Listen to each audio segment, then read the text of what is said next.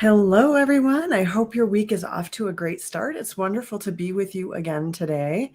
Before I jump into today's topic, which is toxic positivity and how it's killing your love life, which sounds like a real downer for a topic for me to talk about, but it's also super important because I am, generally speaking, a look on the bright side person and a really focusing on the positive person. I think it's important every now and then to talk about some of the pitfalls of even that perspective, of even looking on the bright side. But before I get into that, I did want to just give you a quick heads up that in about 3 weeks from today, I am going live again with my 4-day self-liberation challenge. And I'm letting you know about this up front so that you know that if you're struggling with toxic positivity or even toxic negativity, I have something coming up for you that's going to be great. So I wanted to talk about toxic positivity because I hear a lot about toxic positivity in the workplace. And I've worked in a place that for me felt like toxic positivity, where you're not really allowed to notice the bad things. You're not allowed to say, this was really hard for me, or this is a rough day, or this change that just happened, I'm struggling with it. In that kind of situation, you can't really account for the whole. It's not that you want to be Debbie Downer. It's not that you want to just be filled with complaint, but you need to acknowledge that everything isn't perfect, that some things are a bit stressful for you. So I want to talk about how that plays out in the life of someone who's single. So a lot of times what I see as a dating and relationship coach is that and I'm going to take this 3 steps. One is when you're single, when you've decided not to date, when you've decided to give up on love. The other is when you're single and actively dating. And then the third is when you're already in that partnership, any stage of the partnership. So the first stage I'm going to talk about is when you have decided, dating hasn't worked for me. I'm going to give up on it. I'm fine single. I'm happy with my life. I don't need a partner. And I can tell you 100%, this is what I did for years. I was firmly committed to not getting married for the majority of the 16 years in between my divorce being finalized and when I met Matt. There was a brief period of time when I dated a lovely woman and I thought I was going to marry her. That didn't work out. But other than that, I was very much committed to being single. And especially after I broke up with her, I was really committed to being single because love just doesn't work out for me. I'm fine single. I'm happier on my own. I don't need a partner. And in a lot of ways, there's a truth to that. And there was a truth to that then. But here's the thing. Maybe in that moment, I was happy without a partner, but I was making permanent decisions on a temporary mindset. And I wasn't looking at the whole picture. I wasn't looking at the craving in my heart to share my life with someone. No, I didn't need a partner. I was completely fine without one, but I wanted to share my life, and it could be even better with a partner. So it's kind of like taking a delicious chocolate cake and saying, no, it doesn't need icing. Maybe it doesn't need chocolate ganache on it, but it might be better with it. So when you're in this place of toxic positivity, you're not acknowledging that it could be even better. You're not acknowledging that little bit of dissatisfaction with your single life that lures you forward. And that's why no matter how devoted you think you are to remaining single, you're still on a dating app. You're still going out on dates. You go out on dates at least once a year or maybe once every 2 years. And the other problem is maybe you're not as happy as you could be single. Maybe there are times when you just want someone to share your burdens with, because they say a burden shared is halved and a joy shared is doubled. And maybe when you go through difficult times, it would just be great to have someone to snuggle with at the end of the day. Besides which, maybe, again, like I said earlier, you're making a permanent solution to a temporary problem. The temporary problem of this minute you didn't meet your partner, and you're making a permanent solution of never dating again, of staying single forever, based on this temporary problem without taking into consideration that you get lonely sometimes. And that doesn't mean you're a failure, and that doesn't mean you're a loser. And I know that as a single person, it's especially difficult to acknowledge that sometimes you're lonely, that sometimes it's hard to do it all alone. It's hard to acknowledge because so many people make you feel less than for being single.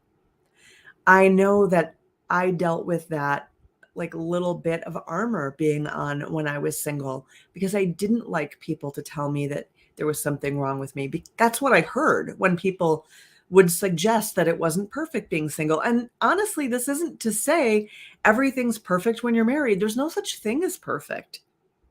So, and I'm going to deal with toxic positivity in marriage in a minute. So I definitely don't have that situation in my marriage. It's a great marriage and it's super fulfilling and I love every second of it. I even kind of love the fights, and we're going to go on to that in a minute. But what is the problem with toxic positivity? When you don't own that you are a little bit lonely, that life could be a little bit more fulfilling, when you don't own that maybe when you are in your later years, maybe 10 years from now, maybe 20 years from now, you would like a partner, what happens? What happens is that you postpone the personal growth work that will shift how you relate to yourself as well as how you relate to other people. When you're that armored that you can't acknowledge that there are moments that are challenging for you, you can't begin to grow. Once you start doing that personal growth work, when you can acknowledge, yes, I get lonely. I would love a partner. Yes, sometimes life gets to be too much, and I'm ignoring all of that right now. When you do that growth work, you improve your experience even while you're single. And that's what all of my clients tell me. They start doing that growth work and things improve within weeks of being inside the Mindful Dating Intensive because they're doing that growth work. They're finally stepping into the growth process that will eliminate what is holding them back from love. And when you are in a toxically positive place and you're not acknowledging the difficulties of single life, you are holding yourself back from love. Toxic positivity, like any other toxic thing, is bad for you. Toxicity and love don't go hand in hand. So owning the whole picture is a first step to letting in love, to letting in joy, to letting in abundance. And as you pave the way for more spaciousness in all of the rest of your relationships, you eventually can welcome in a partner. And in the meantime, you have more connection, more love, and more joy with the people in your life because you are a little more real and grounded when you're not toxically positive. Secondly, when you're in the dating world, say you haven't given up on love, say you're dating, say you're like, oh yes, I definitely would love a partner. Here's what I see with women who are in the toxically positive mindset when they're dating. And it's possible men have this too. I just don't work with as many men. But what I see is the tendency to over focus on the good, to fill in missing pieces with an extension of the good that they're seeing on dates. And if they do see something negative, instead of saying, wow, I'm seeing something that really wouldn't work in a long-term situation, you think you can get them to change because you're really holding on to all of this positive and it's all great. And I'm not going to acknowledge that XYZ really bothers me. Or I'm not going to acknowledge that I don't even know the answers that I need to know from this person to know if we're going to be a great match. I don't know the missing pieces. And so I'm filling them in with my tendency to see only the good in a person. And it should be super clear what this leads to. It should be super clear what the downside of this is. It gets you into a fixer-upper. No one wants to be your fixer-upper. And I want you to hear this again. This is super important. I work with so many women who are afraid to tell someone we're not a match on the first or second date because you get afraid of hurting someone's feelings. Nobody wants to be your fixer-upper. People, everybody, males, females, want to be loved for who they are, for how they show up in the world, just as they are. They want to be loved despite their failures, despite their failings. They want to be loved and embraced for the whole messy picture that they are. Nobody wants to be your fixer-upper.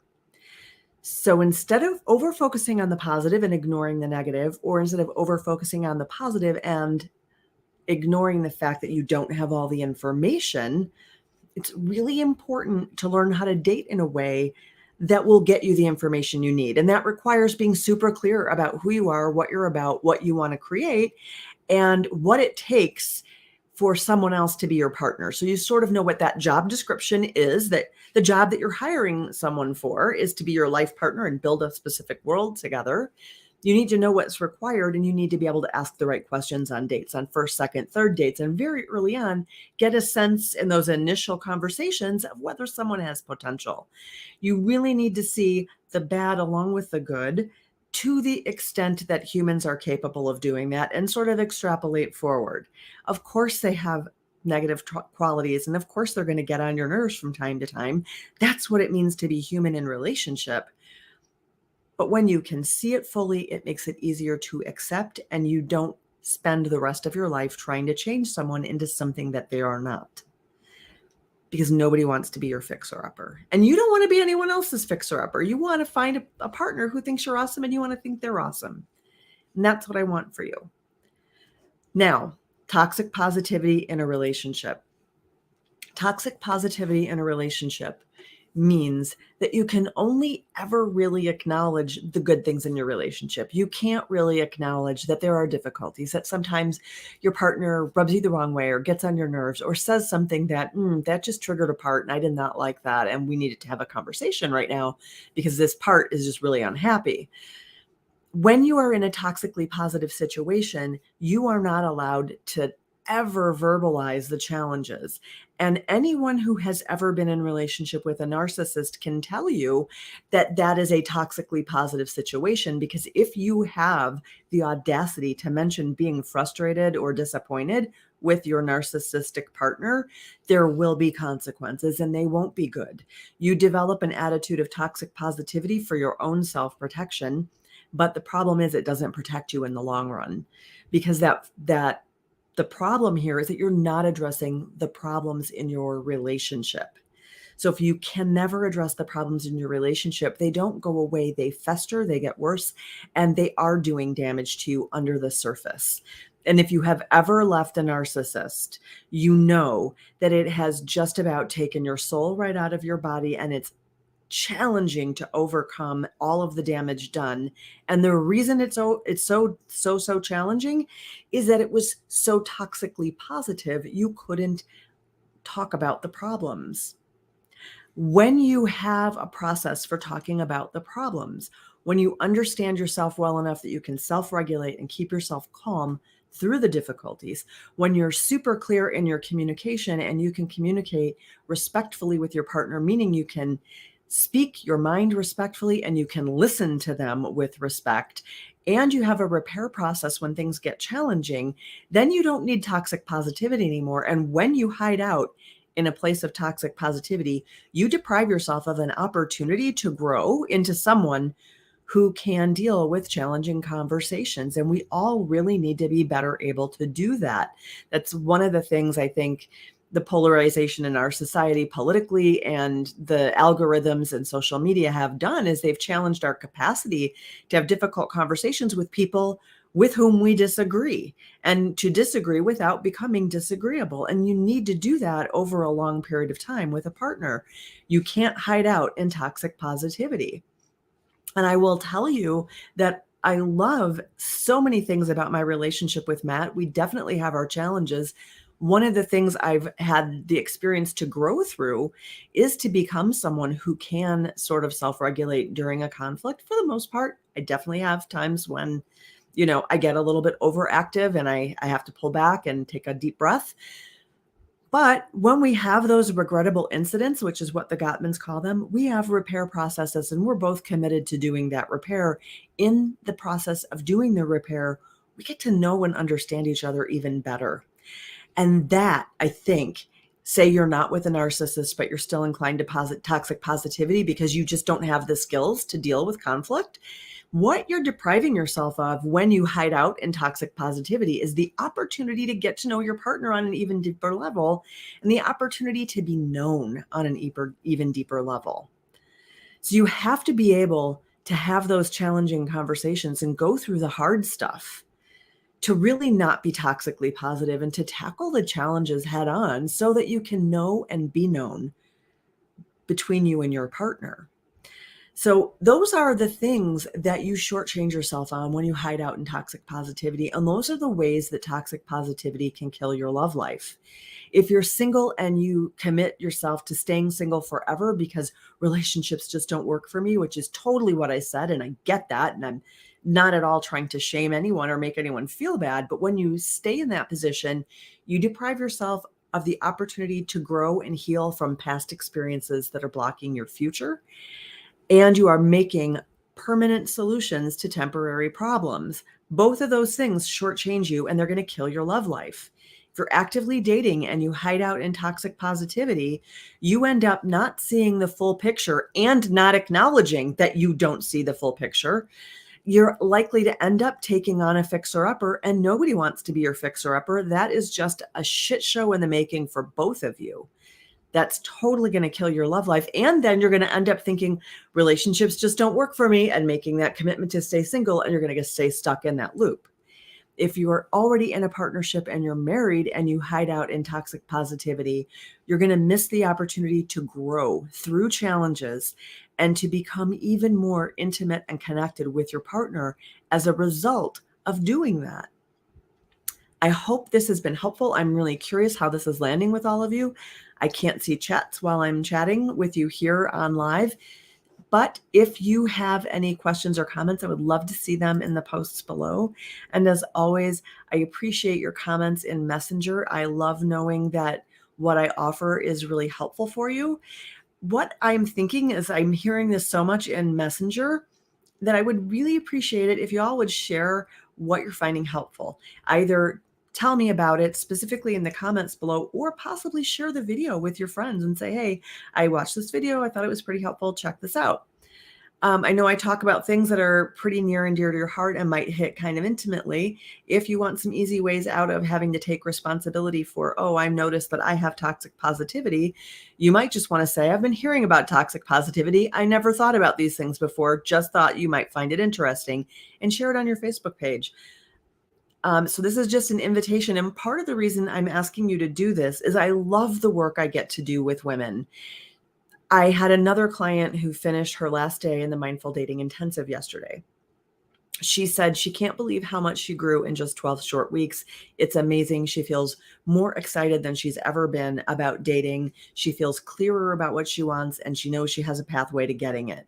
These are amazing things. I love helping people get there. I love helping people sort of detoxify from the negative past and get themselves in a position where they can open their hearts to love and create a beautiful relationship with somebody, where they can take ownership about healing the parts of the world that are theirs to heal and move forward in a way that adds beauty not just to their lives, but to all of the lives they touch as a result. And I'm going to be better able to meet these women that are my soulmate clients, that I can work with and I can help in a way that other coaches just couldn't help. The more you share my content, the more you let other people know about Bahira Coaching, the more you invite people to my groups or connect people with me in the Messenger, the better able I'll be to meet and discover my soulmate clients. So that's why I'm asking you to share things, because I know this is landing with some of you. I hear it in the comments, and I really want your help getting the word out to other people who could benefit from what I'm offering here in my free content and in my paid content. Take care. Thank you so much.